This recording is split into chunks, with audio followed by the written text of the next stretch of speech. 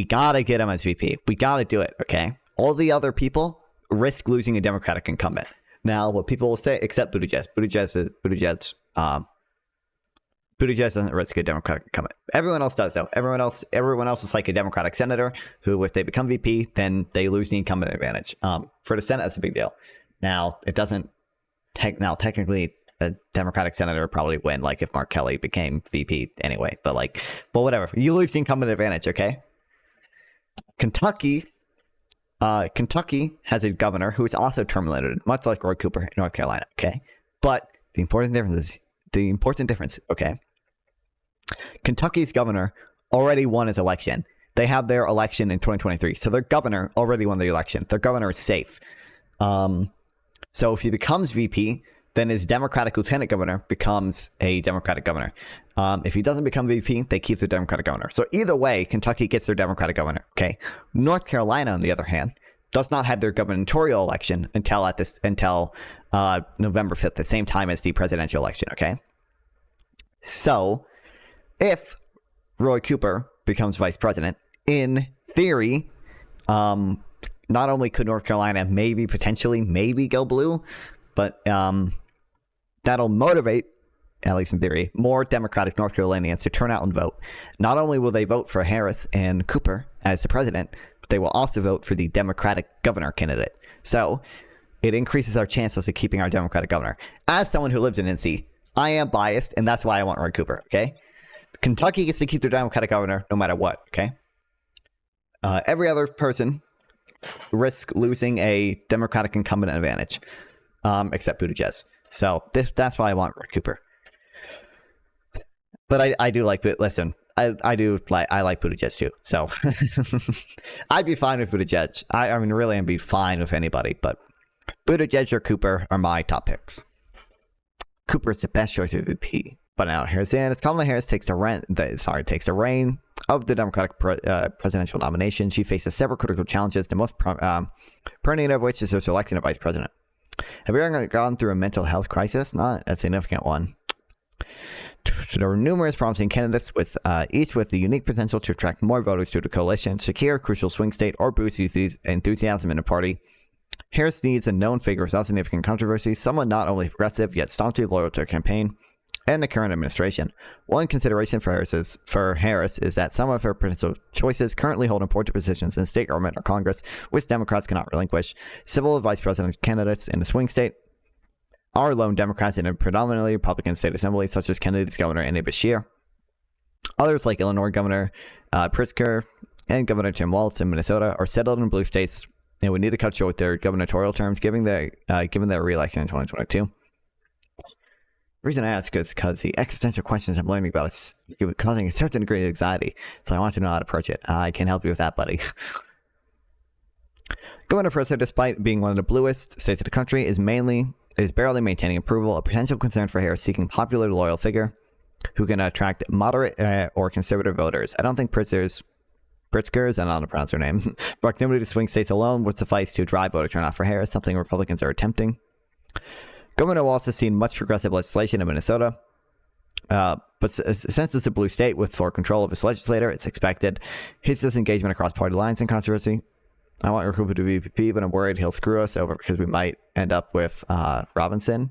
What do you mean? Do you mean when he's acting governor? I don't know if he, because it is true, when he leaves the state, Mark Robinson will become acting governor, which is not good, but they can't really do that much as acting governor. But Roy Cooper already can't run for re-election, and this is why. Okay, there are two. I hope it mentioned this in this article. The governor of Kentucky also isn't up for re-election, but he already won his election. He can stay in office for the next 4 years. If he gets picked for vice president, then the Democratic lieutenant governor becomes governor. If he doesn't get picked for vice president, he stays as governor. Whereas Roy Cooper, if he gets picked for vice president, in theory, what will happen is more Democratic voters in North Carolina will come out to vote for Roy Cooper, and hopefully they're also going to vote for the Democratic governor in the gubernatorial election, because we hold our governor election at the same time as the presidential election. So getting Roy Cooper as the vice president will hopefully help us keep a Democratic governor here. Whereas in Kentucky, they get to keep their Democratic governor either way. Is it? I don't care. Oh, this is literally in my thing. We'll watch that one day. Look, quiz party. Okay. Anyway, where were we?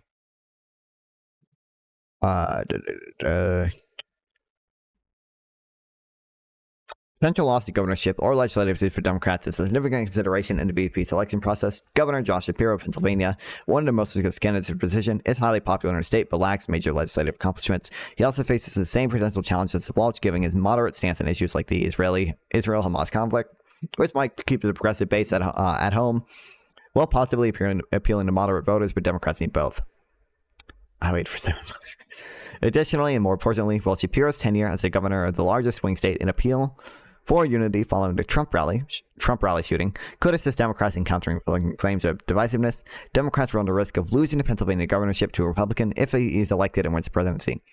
This seat was fought hard to win in a messy midterm election only 2 years ago. Governor Beshear, Kentucky, another prominent figure among his constituents, has demonstrated bipartisan appeal in a traditionally red state, but lacks extensive foreign policy experience, something Harris may require to balance the ticket. Beshear provides further experience that supports the idea that voters in favor of politicians who refrain from significant legislative action. Beshear's record presents clear advantages. He has won 2 gubernatorial elections in a deeply conservative state, showing his ability to garner broad support from diverse voter groups, including Trump supporters and moderates. Even if this bipartisan appeal only slightly dampens the Republican enthusiasm, it is a quality from which Harris would greatly benefit. However, Kentucky's entrenched Republican dominance suggests Beshear is unlikely to substantially enhance Democratic electoral prospects in the state, meaning that the positives likely outweigh by the potential negatives that could arise, given a lack of public vetting. What have you done? Arizona Senator Mark Kelly encounters similar challenges to Beshear. He is relatively untested on national stage and lacks widespread recognition beyond his home state. Yet is much more known than many of the VP candidates. Despite this, Kelly is one of the least experienced politicians under consideration for the VP nomination, having been elected just 4 years ago. The significance, reapparent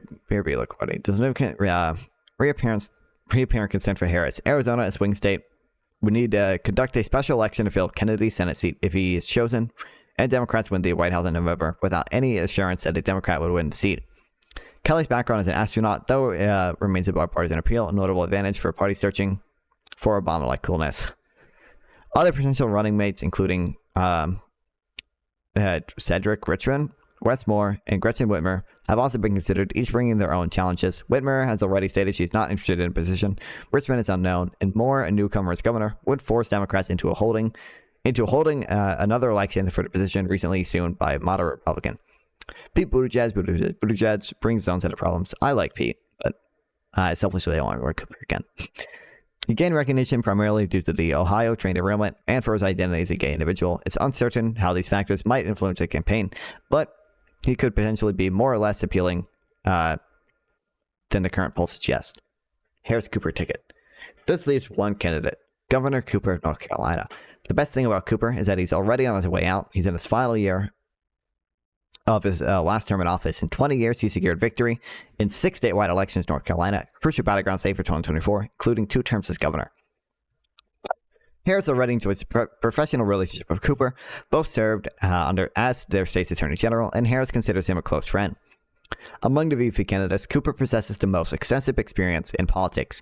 He has consistently supported the Biden-Harris administration and the Democratic Party, navigating political controversies and breaking news with a focus on endorsing Biden-Harris without resorting to divisive rhetoric or undue criticism. Cooper's presentation contrasts with others who've been vocal in their critiques of the administration on issues like the Israel-Hamas war or on illegal immigration. When Cooper was asked about the war in Gaza and the ensuing protests and encampments around the country, he offered the best answer one could hope for in a potential VP selection. Young voters in North Carolina, they believe in voter rights. They want to fight discrimination. They want to make sure we fight things like climate change. They believe strongly in public education. They want to reduce gun violence. There are so many issues that young people can make a real difference on there, and there's never been a big difference for candidates in November. Okay. What he said on it. Well, first, it's wonderful to live in a democracy where people's choices can be heard and they're unafraid to protest. In many countries, that's not the case. That's what's being said. This war is devastating. We're seeing innocent civilians killed. I think President Biden knows that.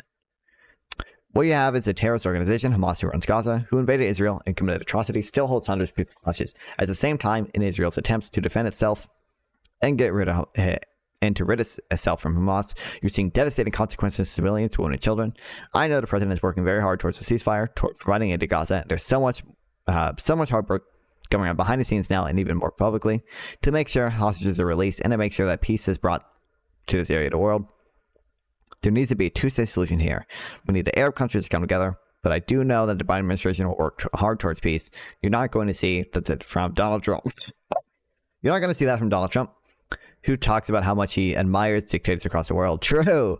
That's not going to be a solution to this. Based Roy Cooper answer. Based Roy Cooper answer.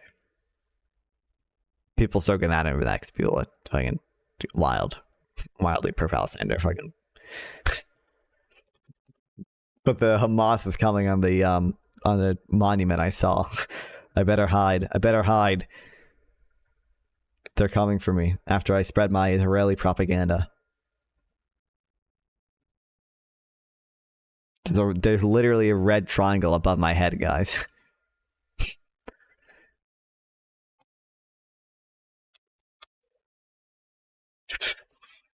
Cooper led one of the best performing, fastest growing states of the 21st century, all a Republicans controlled state. This could be viewed as negatively, as he faced challenges in advancing his political agenda. But throughout his term, Cooper signed bills he supported and vetoed those he opposed, largely avoiding significant blame for legislative outcomes. If Democrats want to appeal to moderate and swing voters, having a governor who remained firm in his tsunami of conservative bills while signing good bills is notable. Cooper has garnered extensive praise, not only from Democratic leaders in his home state, but from across the country. U.S. Representative Jim Clyburn of South Carolina and former Vermont Governor Howard Dean each voiced support for Cooper. Representative Jeff Jackson of Charlotte, he should be VP, bro. And U.S. Representative of Deborah Ross of Raleigh. And Representative Wiley Nickel of Cary also support Cooper.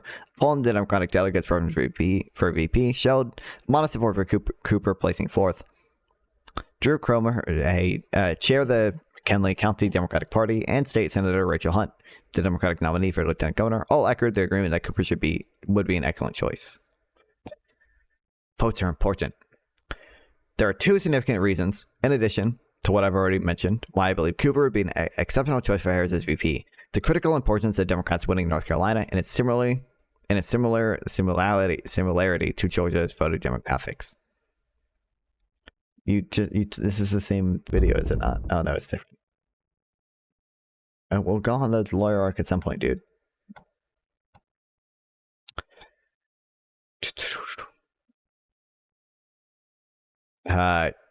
These two states share nearly identical population levels, racial composition, younger voters, and similar poverty and education rates in terms of voter demographics. Wait, I just realized I'm a really big idiot. And I never hit go live on YouTube after I started streaming. Okay, whatever.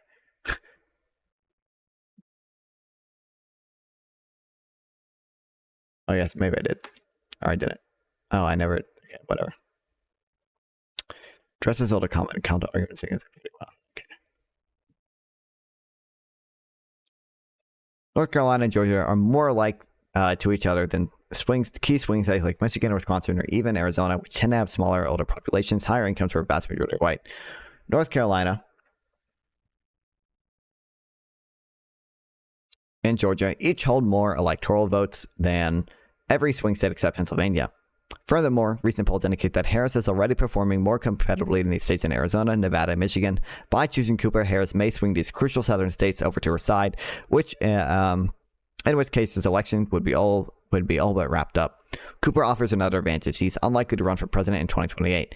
Democrats are not only seeking someone who can win elections, but also someone whose future political ambitions will not overshadow Harris. Whoever Harris ultimately selects, she must choose wisely. She needs a partner who will be loyal and supportive, capable of fulfilling her responsibilities independently. The ideal candidate should have the experience navigating modern political pressure, preferably with a track record of bipartisan collaboration and appeal to Republican voters. Cooper embodies most, if not all, of these essential qualities that Democrats seek compared to their other contenders. He stands out as a clear choice, although it would not be catastrophic if Although it would not be catastrophic if he were chosen, it would simply present another challenge for Democrats. I think if you're not chosen, yeah.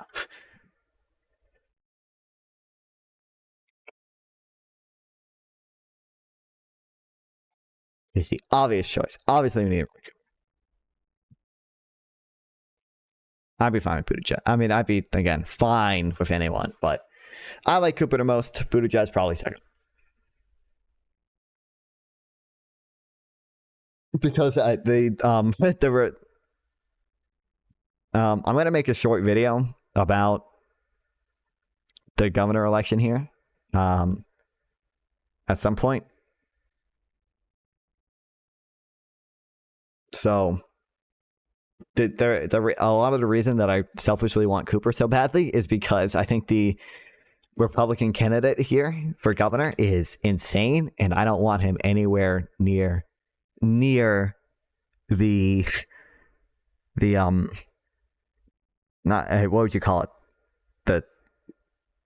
the state White House, the Capitol building. I don't know what to call it. I don't want him, and I don't want him. He's already lieutenant governor, but I'm going to make a short video about it. We're going to read the platforms at some point. I just have a few of the statements he made, and I don't have links to these ones yet, but I do have some pictures of some other ones that Isaac sent me. Said transgenderism and homosexuality are filth. What? Hello?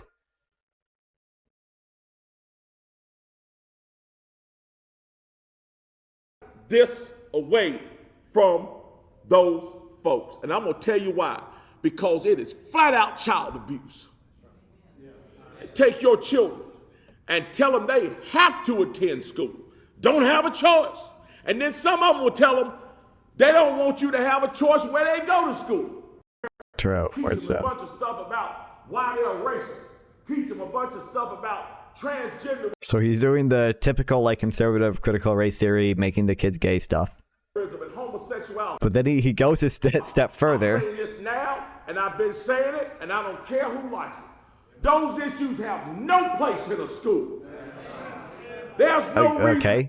That's what most conservatives would say. Okay. I don't fully agree with it, but like it's not like super crazy unhinged. Anybody anywhere in America. But then he goes about transgenderism, homosexuality, any of that filth.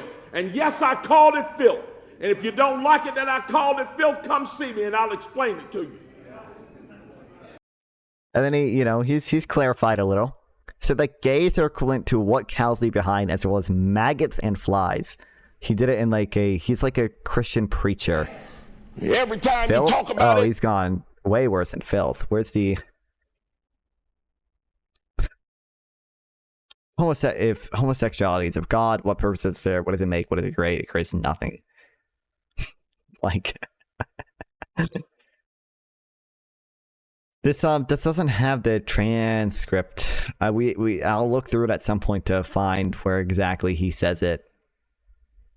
But I don't know what context. My Bible, and I read a passage from the Bible that explained exactly what I meant. And this person stopped me and said, "You don't even know where your children are. You can go in the same way you came in.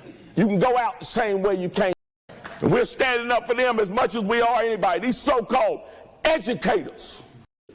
And that's this little thing called science." Yeah. Okay, well, maybe we'll watch that later.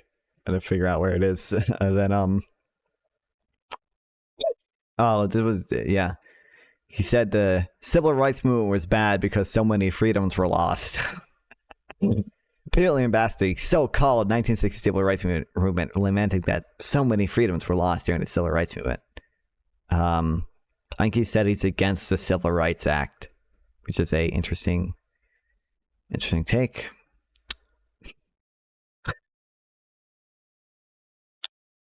So-called civil rights movement to criticize the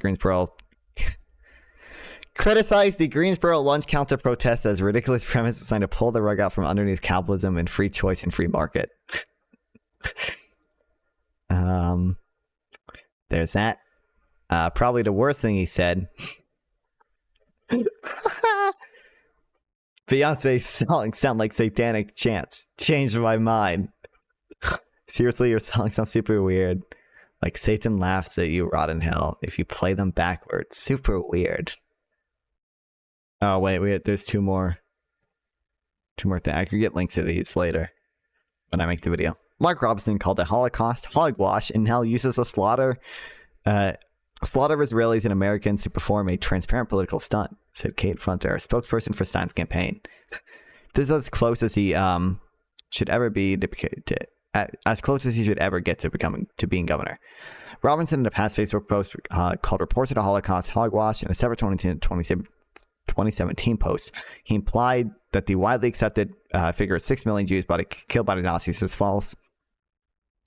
In 2019, Robinson went on a podcast hosted by an alleged cult leader where he endorsed the host conspiracy that the Jewish bankers are one of 4 horsemen of the apocalypse, along with Muslims, China, and the CIA. That's exactly right, Robinson told podcast hosts. It's amazing to me that we live in an age of information where you can go online and find all this information. It's not hidden from anybody. Center and leftist leading Weimar Republic put heavy gun ownership restrictions on German citizens long before Nazis took power. This foolishness about Hitler disarming millions of Jews and then marching them onto the concentration camp is a bunch of hogwash. Repeating that hogwash makes a conservative argument against current attempts by liberal Marxists to push unconstitutional gun control measures in this nation look foolish. Yeah, he's a oh my god, wait, he's literally Candace Owens. He'd be perfect. It's Candace Owens. Oh no, Candace Owens had a child. She's probably married. Him and Candace Owens would be perfect for each other. He's literally the male version of Candace Owens.